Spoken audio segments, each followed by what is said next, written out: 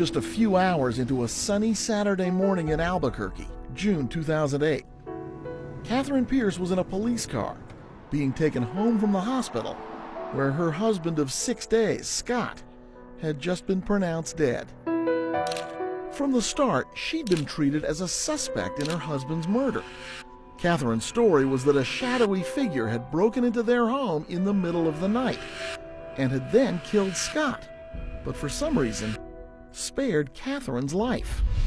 Detective Mike Fox was working homicide for the Albuquerque police. It didn't quite seem right that this random person just happened to break in and was looking for a guy named Manny. Manny. It was the name that was about to break this case. It had to do, it turned out, not just with Catherine Pierce and her husband, but with the house, the piece of property they'd just bought as they began their life together.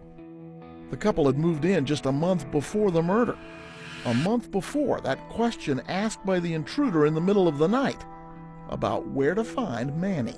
You knew who he was talking about? Yes, I knew exactly who he was talking about. That's who you bought the house from? Yes. And they had moved out how long before? Almost exactly a month prior. Suddenly, the murder case had moved off of Catherine Pierce and onto the presumed target that night, a man named Manny. It turned out he was known to the Albuquerque police, and within hours, after detectives put out word they were looking for him, Manny called police. He offered to come in, sit down, and help out any way he could. I'm guessing the first question is, who's looking for you that wants to kill you? Yeah, who would want you dead? And he says? He says Jason Skaggs. He's the only one I can think of that would want to have me killed. This is Jason Skaggs. Manny told police he and Jason worked together at a roofing company. Originally from California, Skaggs was an ex-Marine, a former trucker with a minor criminal record. And some of the story Manny was telling police added up. At 6'3" and only 200 pounds, Jason Skaggs matched almost exactly the description given by Catherine Pierce of a tall, slender intruder. But he was not, as far as police knew, a killer.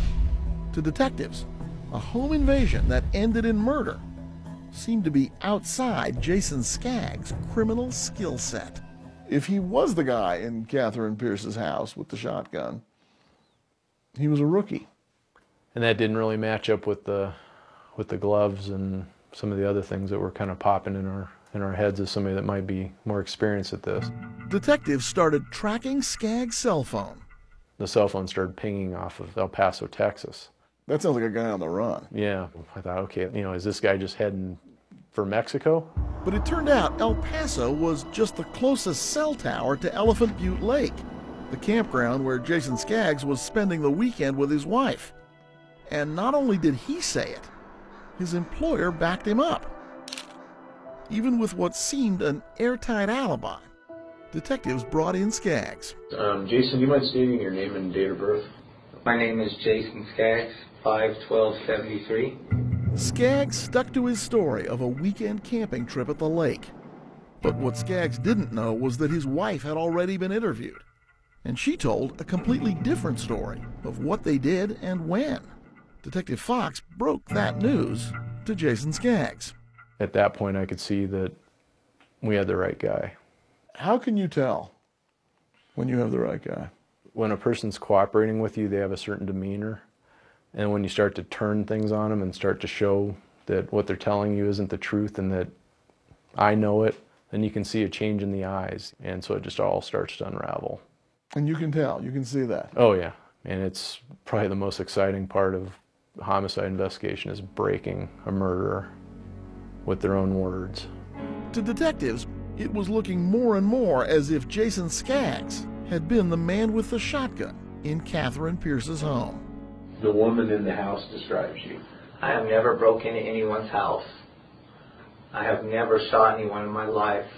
Well, I think it's by accident. I think this guy came up behind I have you. never shot anyone in my life. Shot this guy. Never.